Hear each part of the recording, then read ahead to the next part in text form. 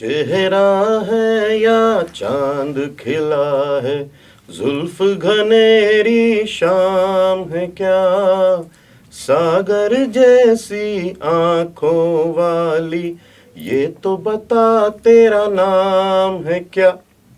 जी हाँ, बहुत ही खूबसूरत चेहरे की मल्लिका और उतनी ही खूबसूरत सीरत की मल्लिका रश्मि टेरेंस, जो कि सहारनपुर के एक बहुत ही प्रतिष्ठित NGO Aaron education welfare society की संचालिका हैं, प्रधानाचार्य हैं, मुरादाबाद में जिनका जन्म हुआ, सहारनपुर उनका कर्म क्षेत्र।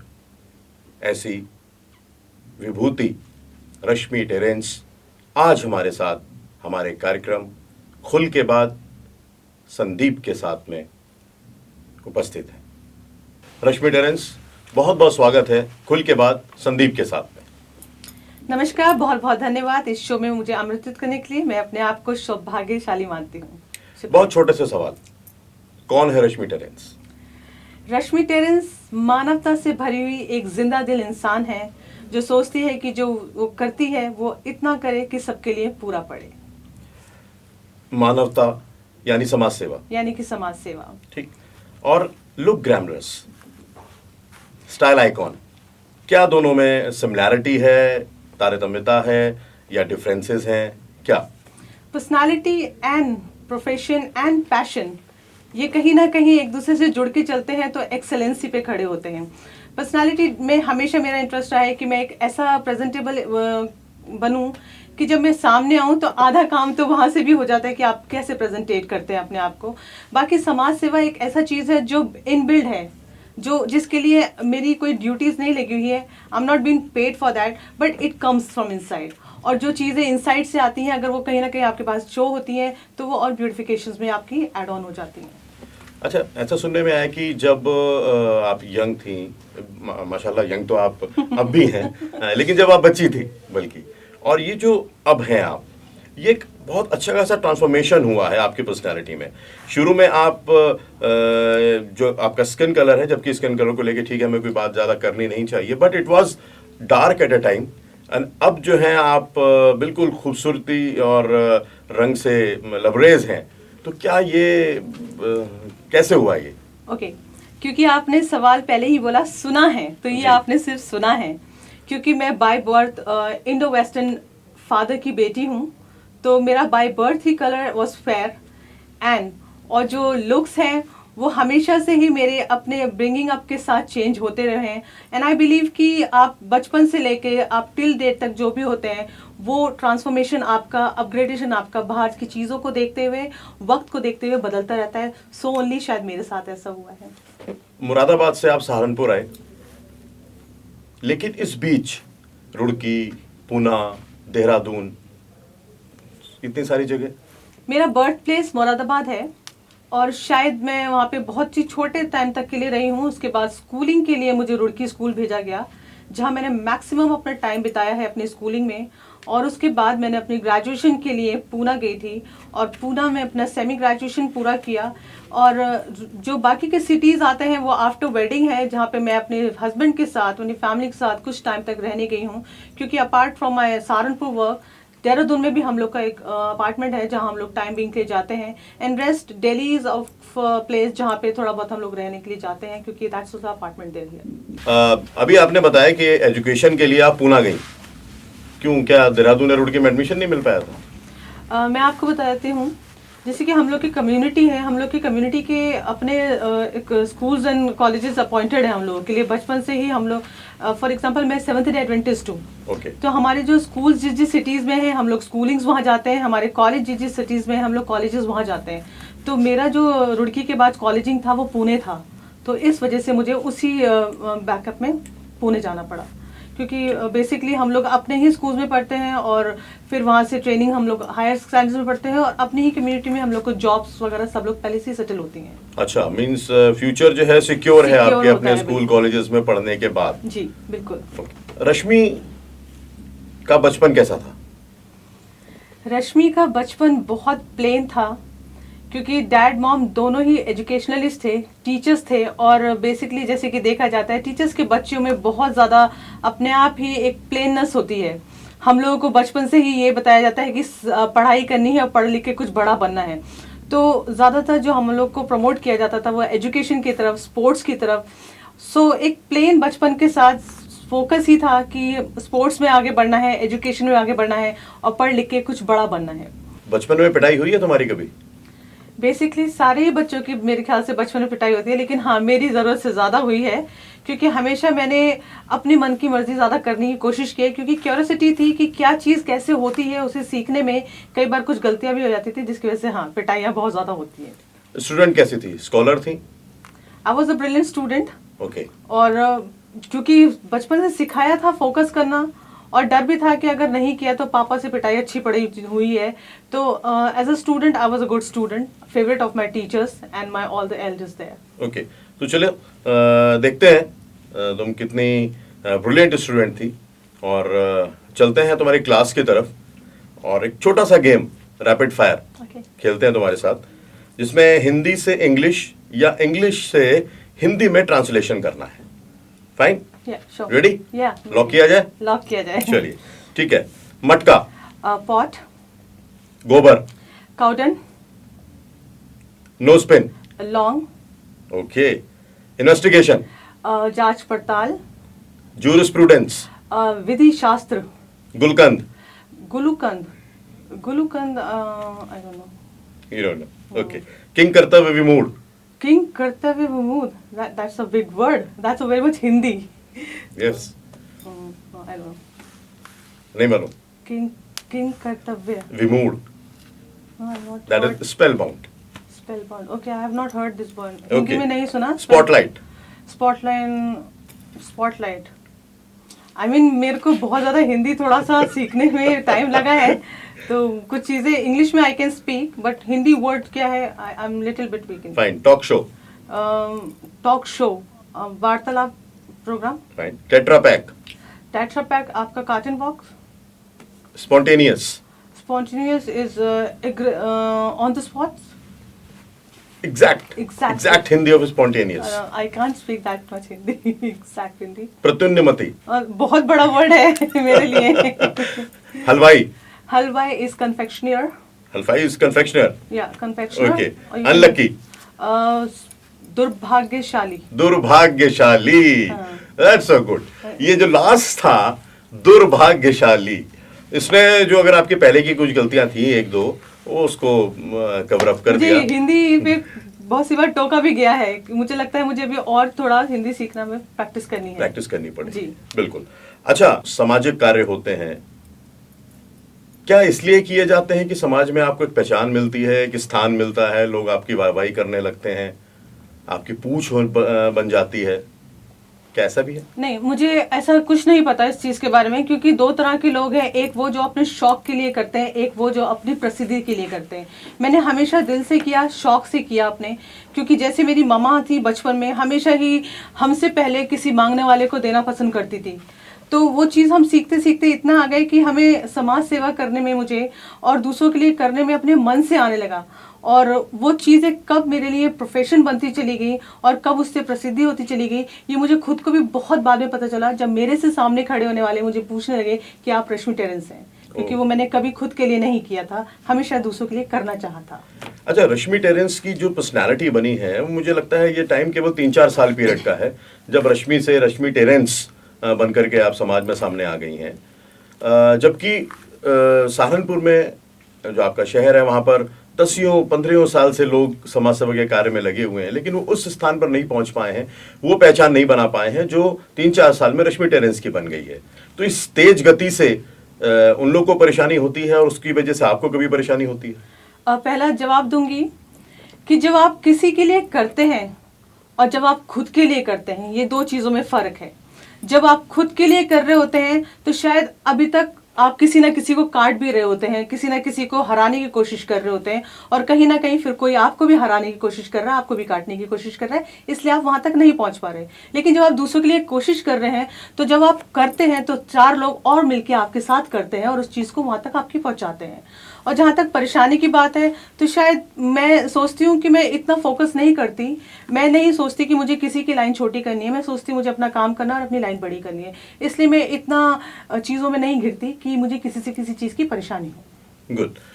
यानी एक बहुत सीधी सी बात है जो कि सोच है रश्मि टेरेंस की, कि दूसरे के काम को छोटा मत करो, अपनी लाइन को बड़ा करो। बहुत अच्छी बात है और इससे हमें सबक भी लेना चाहिए। अच्छा, आपके हस्बैंड ओस्विन टेरेंस, वो एक बिजनेसमैन है, एक बाहर उनके काम चलते रहते हैं, घर में उनका कम समय मिल पाता है, आप बाहर समाज सेवा में व्यस्त रहती हैं, तो कैसा रिलेशन है आप दोनों का? मैं थोड़ा सा इस चीज़ को व्यापक में बता रही हूँ क्योंकि मेरे हस्बैंड और मैं दोनों हॉस्टल स्टडीड चाइल्ड हैं, और जो लोग हॉस्टल में पढ़ते हैं अच्छा, हमेशा। कमाल की बात है, आपने भी कहा, माफ कीजिए मैंने बीच में रोकते हुए मुझे नहीं, करना it's पड़ा है, okay. कि आपने कहा कि हिंदी आपकी कम है लेकिन व्यापक, विस्तार, I'm learning इस तरह के actually. शब्दों का बहुत बढ़िया इस्तेमाल कर रही है जी। वही मैंने कहा, मैं सीख रही हूँ। ऑस्विन सर और मैं, हम एक हॉस्टल स्टूडेंट्स रहे हैं, हॉस्टल स्टडी स्टूडेंट रहे हैं, और हॉस्टल में हमें यही सिखाया जाता है कि किस तरह से सबके साथ रहना चाहिए, कैसे दूसरों के दर्द और स्वभाव को बांटना चाहिए।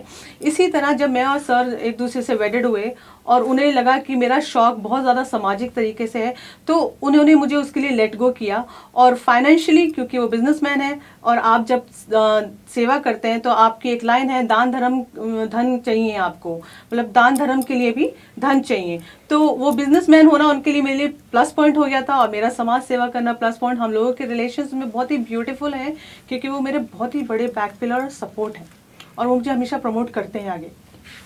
आपके और ओस्विन की मैरिज लव मैरिज थी, अरेंज मैरिज थी? इट वॉज समथिंग अ मैट्रिमोनियम थी ना, उसे लव कह सकते हैं ना अरेंज कह सकते हैं। 3 महीने के अंदर ये शादी हो गई थी हमारी, और एक न्यूज़पेपर में एक ऐड देखा था, मैंने ही देखा था उनका, और अप्रोच किया, और with in 3 months it was done कि हमारी शादी हो गई थी। ओके, मतलब ये घटना है, ये जो घट गई आप इसे घटना कह सकते हैं जी। अच्छा, आपने जितने भी सहारनपुर में आपका जो क्षेत्र है, कार्य क्षेत्र, और वहाँ पर बहुत से समुद्र पुत्रों की, गौरवों की और मिश्राओं की, पता नहीं किन किन लोगों की हेल्प आप करती रहती हैं, और कहीं ना कहीं वो लोग किसी ना किसी तरीके से चोट देकर भी निकल जाते हैं। तो ये मन में कहीं दुख होता है इस बात का, और क्या इसका असर किसी दूसरे अन्य व्यक्ति की को सहायता देने में भी पड़ता है क्या? बहुत ही ब्यूटीफुल सा सवाल है। मैं हमेशा चाहती थी कि कोई मुझसे इस चीज़ को पूछे और मैं बताऊं। प्रकृति का नियम है बदलाव, और कहीं नहीं लिखा कि किसी एक चीज़ से ही जुड़ के आप पूरा अपनी ज़िंदगी व्यापन कर सकते हैं या अपने लिए सब कुछ पा सकते हैं। इसलिए मेरी सोच में हमेशा ये है कि जो जहाँ तक मेरे से सीख पा रहा है, मदद ले पा रहा है, कुछ कर पा रहा है, ठीक है। अगर उसको लगता है कि यहाँ पे इतना पूरा हुआ और उसे आगे बढ़ना है, तो मैं उसे बहुत खुशी से लेट गो करती हूँ और जाने देती हूँ। और क्योंकि कोई अनबन कभी नहीं हुई है उनके जाने में, मेरे रह जाने में, तो कभी कोई डिस्प्यूट्स नहीं हुए हैं। दुख इस चीज़ का नहीं होता है कि वो लोग चले गए, फिर कहीं उस चीज़ को कहीं नेगेटिविटी में अगर बोले और सामने आए, तब थोड़ा लगता है कि हम लोगों ने हमेशा प्रमोट के लिए, उनको लिफ्ट अप करने के लिए काम किया है, एंड दे शुड ग्रो, और आगे बढ़ना एक अच्छी बात है और नीति का नियम भी है। आपके ऊपर एक आरोप ये भी लगता है कि एक आपके क्षेत्र के एक लक्ष्मी पुत्र हैं, जिन्होंने आपके माध्यम से आपके क्षेत्र की जितनी भी सांस्कृतिक संस्थाएं हैं उनको वित्तीय सहायता प्रदान करी, ताकि इन रिटर्न वहां से वोट उनको प्राप्त हो सके, परंतु ऐसा हुआ नहीं। तो क्या ये सत्य है आरोप? मैं इसमें सत्य असत्य को थोड़ा सा डिस्क्राइब करती हूँ। सत्य ये है कि हाँ, उन्होंने 90% प्रोग्राम्स को, चाहे 50% रश्मि टेरेंस के रूप में या और भी क्षेत्रों या और भी संस्थाओं के रूप में किए, उन्होंने किया प्रमोशंस के लिए। अब जाके दूसरा बात आती है वोट, तो वहाँ पे कहीं तय नहीं हुआ कि आप स्पॉन्सरशिप के बदले आप चीफ गेस्ट बनना चाहते हैं या हमसे आप वोट की कैंपेनिंग करा रहे हैं, क्योंकि ये बहुत अलग अलग चीज़ें हैं। किसी शो का स्पॉन्सर बनना और उस शो में चीफ गेस्ट की तरह वाहवाही लेना, और दूसरी तरह या फिर आप हमारे को पार्टी कार्यकर्ता के काम करवाना या उस पर्टिकुलर वोट के लिए कैंपेनिंग कराना। तो एक स्पॉन्सर की तरह एक चीफ गेस्ट की उनकी एक पहचान बनी इस पूरे शहर में, और उसमें कहीं पर भी ये नहीं आया था कि उसके बदले हर किसी को उन्हें वोट ही देना है। तो इसमें सत्य असत्य दोनों ही मिक्स है। ठीक है, सत्य असर दोनों ही मिक्स हैं, जी। तो आप जैसे कि स्वीकार भी उन्होंने करती हैं और किया आप है। अस्वीकार भी करती हैं, दोनों ही क्योंकि चीजें। देखिए उन्होंने स्पॉन्सरशिप किया, ठीक है, उनका अपना एक मन था कि मुझे उसके बदले शायद वोटिंग मिलेगी, लेकिन कैंपेनिंग करना किसी भी इलेक्शन चीज की या किसी पर्टिकुलर पार्टी की एंटायरली एंटरटेनमेंट और एजुकेशन, स्पोर्ट्स, इन सब चीजों की स्पॉन्सरशिप से अलग होती है। कैंपेनिंग के तरीके ही अलग होते हैं। अगर आप रश्मि टेरेंस को बोलते कि पर्टिकुलर पार्टी की कैंपेनिंग करानी है, तब आप मेरा उसमें वर्किंग देखते। अभी मेरा वर्किंग अलग चल रहा था, तो उसके लिए जो आप चाहिए था एक पॉपुलैरिटी, वो आपको मिली। आप कैंपेनिंग करा रहे थे और उसमें आपको चाहिए था वोट, तो वोट आपको मिलता। तो रश्मि, बातों से निकलकर बिल्कुल स्पष्ट हुआ कि आप एक बहुत ही व्यवहारिक यानी प्रैक्टिकल जी किस्म की पर्सनालिटी हैं। लेकिन एक आरोप ये भी है आपका कि क्योंकि आपके बहुत सारे हाथ ऑक्टोपस की तरह फैले हुए हैं, जी आप स्कूल भी रन करती हैं, आप समाज सेवा भी करती हैं, आप पर जो और दूसरे साथी हैं उन लोगों के साथ भी सहयोग करती हैं, विभिन्न संस्थाओं में सहयोग करती हैं, घर के लिए बहुत कम समय निकाल पाती हैं आप अपने बच्चों के लिए। ये कहीं ना कहीं मैचअप होता है कि जब हम लोग अपनों से हटके और अपने पूरे समाज के लिए कर रहे होते हैं, तो कहीं ना कहीं हमारा वक्त जो है अपनों से कट के अपने समाज के कार्यों में जा रहा होता है। लेकिन ये बात भी है कि मैं एक हाउसवाइफ भी हूँ, एक वाइफ भी हूँ एंड एक मदर भी हूँ, और उस चीज़ का पूरा ध्यान देते हुए अपनी बच्चों की चाहे स्टडीज़ हो या उनका कुछ गेम्स हो या उन्हें टाइम देना हो, उन्हें आउटिंग कराना हो, उन्हें best food and dinner provide कराना है, तो मैं पूरा कॉन्सेंट्रेट करती हूँ उस चीज़ में। कभी कभी ऐसा हो जाता है कि उनका टाइम है और कोई वर्क आ गया तो मुझे वो ज़रूर कट शॉर्ट करना पड़ जाता है, but I try to manage कि मैं अपना पब्लिक वर्किंग और अपने परिवार को बैलेंस बना के रखूँ। रश्मि टेरेंस समाज के लिए एक बहुत बड़ा नाम बन चुका है अराउंड एजुकेशन वेलफेयर सोसाइटी की तरफ से। Thank you. क्या रश्मि ने कभी बिचिंग करी है या शौक है Okay. बिचिंग करने का? मैं उसके बिचिंग करने के लिए आपको सबसे पहले दोस्त चाहिए। ओके, राइट, आपके अब पास नहीं कंपेनियंस चाहिए। हमारी रिसर्च टीम को पता चला है कि आपके 6-7 बहुत अच्छे Of course, दोस्त हैं ये आपके। बिल्कुल है, बहुत ही ब्यूटीफुल फ्रेंड्स हैं, बहुत ही वंडरफुल है ये लोग। लेकिन हाँ, कभी बिचिंग का पॉइंट इसलिए नहीं हुआ क्योंकि एक फोकस्ड मैं हमेशा से रही हूँ, जैसे कि एजुकेशन में, स्पोर्ट्स में, और अब जाके अपने स्कूल चलाने में या अपना एनजीओ चलाने में। तो मेरा माइंड बेसिकली चलता है कि मैं न्यू कॉन्सेप्ट क्या लेके आऊँ या न्यू काम क्या करूँ या और किस तरह से समाज को कुछ दे पाऊँ। और जब टाइम मिलता है अपने दोस्तों के साथ बैठने का, तो वो टाइम हम लोग ज़्यादातर स्पेंड करते हैं अच्छे डिनर में और अच्छी म्यूजिक में। और मैंने सीरियल्स वगैरह ज़्यादा देखे नहीं हैं अब, क्योंकि मैं कार्टून पसंद ज़्यादा करती हूँ, तो शायद कभी बिचिंग्स नहीं की है क्योंकि मेरे पास वो गॉसिपिंग फ्रेंड्स भी नहीं हैं। ओके, अच्छा, जब कभी कार्टून्स देखा करती हो या देखा करती थी या पहले कभी देखा करती होगी बचपन में, तो उस समय और उसके बाद जब एनजीओ स्टार्ट किया, तो कभी मन में ये ख्याल आया था कि कभी एक खुल के बाद संदीप के साथ में अपना इंटरव्यू दोगी? That's a beautiful thing. वाकई में नहीं कभी सोचा था कि मैं खुल के बाद संदीप शर्मा के साथ करूंगी, and I am feeling really proud to be on this show. अच्छा, कभी एक ड्रेस 2 दिन लगातार पहनी बिना धोए हुए? हाँ बिल्कुल, सच बात है, पहनी है। अब भी पहनती हो? कभी कभी इमरजेंसी होती है और लगता है मुझे एकदम रन शॉट भागना है और अभी कोई कपड़ा रेडी नहीं है या नहीं दिया है मैंने, तो व्हाटएवर जो लास्ट पहना है उसको I put on and go. उसमें I won't hide anything that किया है। कभी बस में बच्चों की उम्र कम बता करके पैसे बचाए? मैं इसके लिए ईश्वर का बहुत बहुत शुक्रिया अदा करती हूँ कि अभी तक मेरे बच्चे उस में नहीं आ पाए कि उन्हें बस में सफर करना पड़ रहा हो। Okay. तो इसलिए कभी ऐसा नहीं किया। अगर होता तो ट्राई जरूर करती। अच्छा, ट्राई जरूर करती। देखते क्या रिजल्ट आता है उसका। अच्छा, ये तो नहीं हुआ, चलिए आपने कहा कि भगवान ने ऐसा बनाया कि बच्चों को ऐसा नहीं जरूरत पड़ती कभी भी। कोई राजनीतिक महत्वाकांक्षा है अंदर? जब मैं छोटी थी तो हमेशा मैं सोचती थी कि मैं एक देश का लीडर बनूंगी और मैं देश को संभालूंगी या कुछ अच्छा करने की कोशिश करूंगी। लेकिन जैसे जैसे बड़ी होती गई तो मुझे लगा राजनीतिक जो चीज़ है या लोग हैं वो इसको बेटरमेंट की जगह बहुत ज़्यादा पॉलिटिकल कर देते हैं। अच्छी चीज़ होते होते भी और ख़राब हो जाती है। तो शायद आज की डेट में नहीं है। I M at a better place. एक आरोप आपके ऊपर ये भी है कि आप अपने एनजीओ का इस्तेमाल प्रभावशाली लोगों तक पहुंचने में करती हैं।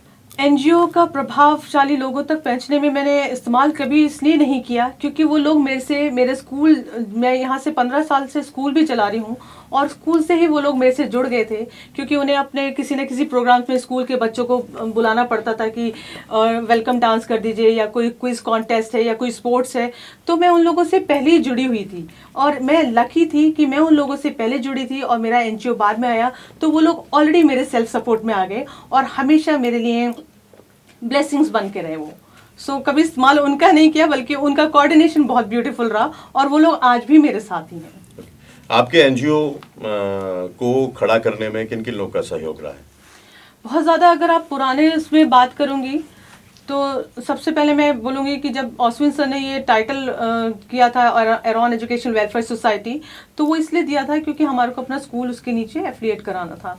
धीरे धीरे मुझे लगा कि मुझे इसमें काम करना चाहिए, और सबसे पहले मेरे साथ जो इस काम में जुड़ी थी वो पूजा गिलोत्रा थी, और जॉनी वर्मा थे, खेमचंद सैनी जी थे, मिस्टर जसपाल भट्टी थे, दिशा शुक्ला जी थी, और विपुल महेश्वरी थे, जिन लोगों ने उस टाइम एज ए टीम के साथ काम किया। और वक्त आने के साथ साथ फिर और स्पिरिटेड लोग जुड़े, जैसे मिस्टर राहुल गुंदेव एक बहुत ही बैकबोन की तरह जुड़े।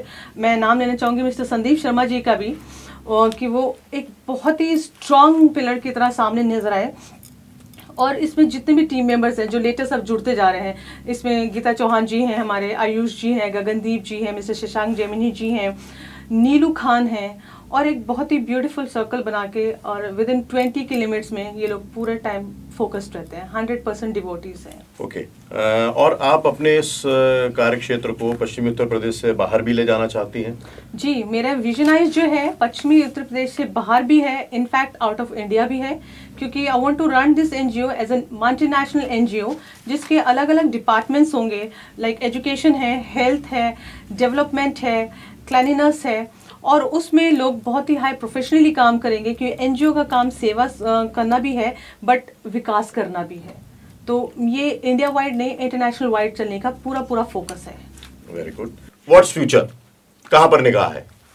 निगाह तो अभी अपने एनजीओ को और अच्छे लेवल पे ले जाने की है, और सेक्शन वाइज बच्चों को उसमें ज़्यादा प्रमोट करने का है, जिसमें मैं एजुकेशन को और हेल्थ को ज़्यादा प्रमोट करना चाहती हूँ। क्योंकि मेरा मानना है किसी भी देश में अगर स्वास्थ्य और शिक्षा थोड़ा सस्ते में है और मिनिमम एवरेज पे है, तो वो देश बहुत ज़्यादा विकास पे जा सकता है। क्योंकि आपने शिक्षा ही इतनी ज़्यादा महंगी कर दी, स्वास्थ्य इतना ज़्यादा महंगा कर दिया, एक आम आदमी उस चीज़ तक पहुंच नहीं पाता और उसमें काबिलियत पे पूरा खड़ा नहीं हो पाता। तो मेरा फोकस है कि ये एनजीओ को मैं मल्टी नेशनल एनजीओ बनाऊं, मल्टीली इसको एडेड भी कराऊं, और उससे अपने भारतीय बच्चों की शिक्षा पे ज़्यादा फोकस करूं और गरीब लोगों के स्वास्थ्य पे फोकस करूं। तो these are the basic things. That's very good. Very nice of you. Thank you, sir. Dehradun, Roorkee, Pune, जहां आपकी एजुकेशन हुई, ये तीनों बहुत ही रोमांटिक शहर हैं। बिल्कुल। तो कोई रोमांटिक प्रपोजल्स इन तीनों जगहों पर नहीं मिले? जैसा कि आपने बताया कि आप शुरू से ही खूबसूरत थी, गोरी थी, स्मार्ट थी। रैंडम चीज़ें आपकी लाइफ में होती रहती हैं, और इस तरह से प्रपोजल्स भी होते रहते हैं। बीइंग अ फीमेल, ये चीज़ बेसिक है कि आपको प्रपोज आते रहेंगे, कोई ना कोई, चाहे वो खेल में कर रहा हो या मजाक में कर रहा हो, ज़रूर देगा। तो ऐसे प्रपोजल्स तो आना कॉमन सी चीज़ थी। जब आप when you say you are a bit looking कि हाँ ठीक ठाक है आप दिखने में, तो हाँ ऐसे प्रपोजल आते रहते थे। तो वो मजाक कभी सीरियस नहीं हुआ? जब I was little bit attitudeful that time, तो मुझे ऐसा लगता था why should he come and propose me, and मैं क्यों किसी को भाव दूं, ऐसा नहीं था। तो इसलिए आई नेवर कभी ध्यान नहीं दिया उनकी तरफ, हमेशा इग्नोरेंट पे रखा।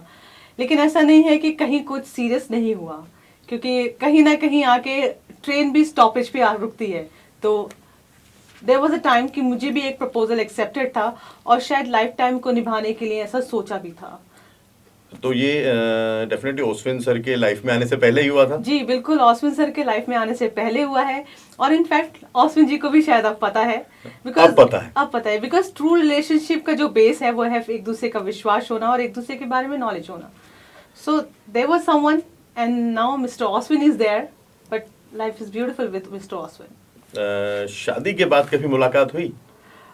शादी के बाद तो मुलाकात नहीं हुई है, क्योंकि इंडिया और अब्रॉड का रास्ता बहुत दूर दूर हो गया। अच्छा, वो विदेश में है। जी। अच्छा, हाँ, वरना मतलब ऐसी सिचुएशन नहीं आएगी जहां आपको अपने बच्चों से कहना पड़े कि बेटे जाओ मामा से मिल लो।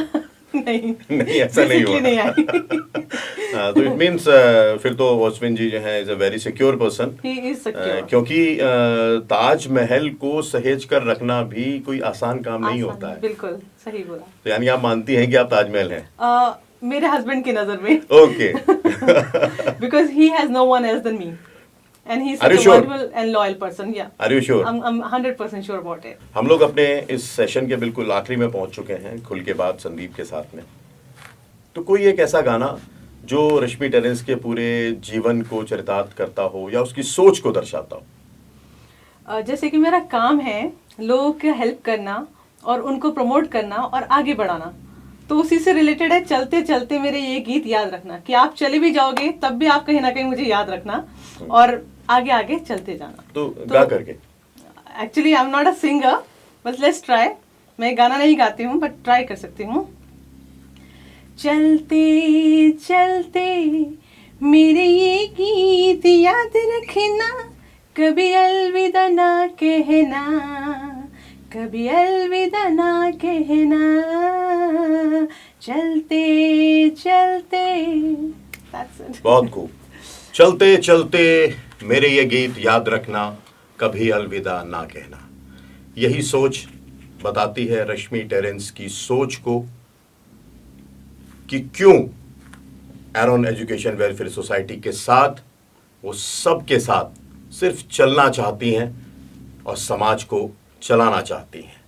कहते हैं गिरते हैं शहसवार ही मैदाने जंग में, वो तिफ्न क्या गिरे जो घुटनों के बल चले। Thank you Rashmi for being in खुल के बाद संदीप के साथ। बहुत बहुत शुक्रिया, थैंक यू, धन्यवाद। तो दोस्तों मिलते हैं अगले एपिसोड में एक और हस्ती के साथ, खुल के बाद संदीप के साथ। शब्बा खैर।